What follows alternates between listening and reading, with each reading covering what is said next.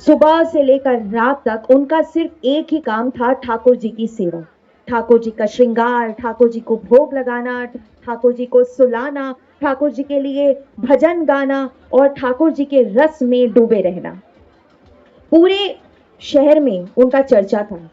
वे कहते कि ठाकुर जी, किसी को आपसे धन चाहिए, किसी को मान चाहिए, किसी को पद चाहिए, किसी को सम्मान चाहिए, लेकिन मुझे सिर्फ आपके दुर्लभ दर्शन चाहिए। मैं आपके दर्शन का अभिलाषी हूं, मुझे सिर्फ और सिर्फ आप दर्शन दे दो और मुझे कुछ नहीं चाहिए। समय बीतता रहा, महीने साल में गुजर गए, सालों साल बीतते चले गए। अब सब लोगों ने उस ब्राह्मण देवता की मजाक उड़ाना शुरू कर दिया। अरे, तुम्हारे ठाकुर ने तुम्हें दर्शन नहीं दिया अभी तक? अरे देखो, वो तो धन चाहता था, उसको तो धन भी मिल गया, वो पद चाहता था, उसे पद भी मिल गया। तुम्हें तो सिर्फ दर्शन चाहिए थे, तुम्हारे ठाकुर ने तुम्हें दर्शन भी नहीं दिए। खूब उनका हास्य उड़ाना शुरू किया। एक दिन उनके मन में भी, ब्राह्मण देवता के मन में भी ये बात प्रवेश कर गई कि बात तो लोग सच कह रहे हैं कि भाई सब कुछ मटेरियलिस्टिक चीजें चाह रहे हैं, सांसारिक चीजों को चाह रहे हैं और ठाकुर जी उनको दे रहे हैं। मैं सिर्फ ठाकुर जी को चाह रहा हूं, उनके दर्शन चाह रहा हूं और ठाकुर जी मुझे दर्शन नहीं दे रहे। ये तो अन्याय है। अब उन्होंने ठाकुर जी को गुस्से में आकर एक अल्टीमेटम दे दिया कि देखो ठाकुर जी, फला दिन तक यदि आप आके मुझे दर्शन देते हो तो ठीक, नहीं तो मैं अपना ठाकुर ही बदल लूंगा। प्रेम के वश में है भगवान। जब प्रेम से हम हक भी जमाते हैं भगवान पर, तो भगवान हमारे हो जाते हैं। अब इंतजार करते करते ब्राह्मण देव को पूरा यकीन था कि ठाकुर जी आएंगे और मुझे दर्शन देंगे, क्योंकि मेरे सालों की सेवा है, मेरा भाव है। लेकिन वो दिन आया और ठाकुर जी नहीं आए, उनको दर्शन नहीं दिया। अब ब्राह्मण देव अत्यधिक क्रोधित हो गए। उन्होंने कहा था कि यदि आप नहीं आए तो मैं अपना इष्ट बदल दूंगा, मैं अपना ठाकुर बदल दूंगा।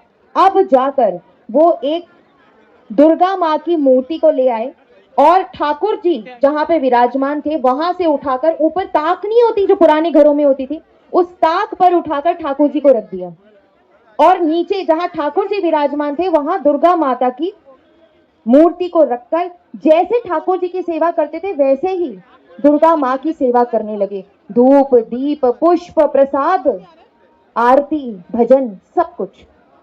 वो भले ही आरती दुर्गा माँ की करते थे, लेकिन नजरें ठाकुर जी की। देख रहा है ठाकुर, ये सब मैं तेरे को देता था, लेकिन तू नहीं आया दर्शन देने, अब ले, रहने दे, मैं तो मेरी दुर्गा माँ की आरती करूंगा।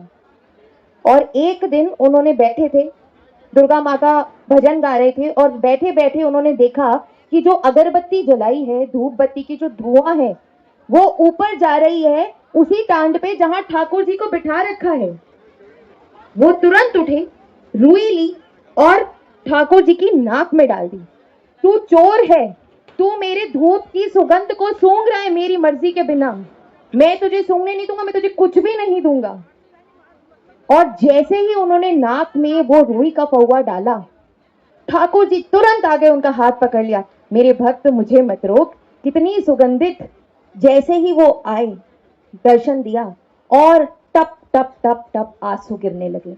तो उन्हें मानो कुछ होश ही नहीं रहा कि जिस क्षण का मैंने पूरा जीवन इंतजार किया है वो क्षण ऐसे आया है। मानो होश खो गए। जब होश में आए तो ब्राह्मण देव ने ठाकुर जी से एक प्रश्न किया कि ठाकुर जी, जब मैंने आपकी इतनी सेवा की तब आपने मुझे दर्शन नहीं दिया, और जब आज मैंने आपका तिरस्कार किया, आपका अपमान किया, तो आप मुझे दर्शन देने आ गए। ये कैसी लीला है? तब ठाकुर जी ने बहुत ही सुंदर उत्तर दिया। जिस समय तुमने ये माना कि मैं इस मूर्ति में नहीं हूं, मैं ठाकुर नहीं हूं, उस वक्त मैं नहीं था। आज तुमने पहली बार ये जान लिया कि मैं इसी में हूं, तुम्हारा ये द्रव्य इस्तेमाल कर रहा हूं, तुम्हारी ये अगरबत्ती की सुगंध सूंघ रहा हूं, इसलिए तुमने ये रुई का पौवा उठाया और मेरी नाक में डाल दिया कि मैं ये ना सूंघ सकूं। तो तुमने मान लिया मैं यही हूं, तो मैं आ गया तुम्हारे सामने। सो ठाकुर जी इन टोटल सिर्फ और सिर्फ भाव के भूखे हैं। जैसे भाव से हम उनको देखते हैं, बड़े बड़े लोग बड़ी बड़ी बातें बताते हैं हमको, ऐसे पूजा करते हैं, ऐसे भक्ति भाव करते हैं, ऐसे मंत्र जाप करते हैं, लेकिन ठाकुर जी सिर्फ भाव देखते हैं, वो कुछ नहीं देखते। वो देखते हैं कि मेरा भक्त मुझे कितने भोलेपन से, कितने प्यार से याद करता है। मैंने सोचा कि हम बैठे हैं तो एक सुंदर कहानी आपसे साझा करूं, इसीलिए आप लोगों से साझा किया। इसी बात पर राधे राधे। हमारे बीच में हमारे सौभाग्य है कि हम ऐसे कलाकार के संगीत को सुन पाएंगे, एक्सपीरियंस कर पाएंगे, जिनके मुख से शब्द नहीं निकलते, संगीत नहीं निकलता, बल्कि भक्ति प्रवाह होती है। थोड़े से इंतजार के बाद में समय समय पे मैं आप लोगों के साथ और कुछ रोचक कहानियां साझा करती रहूंगी। जय श्री राधे।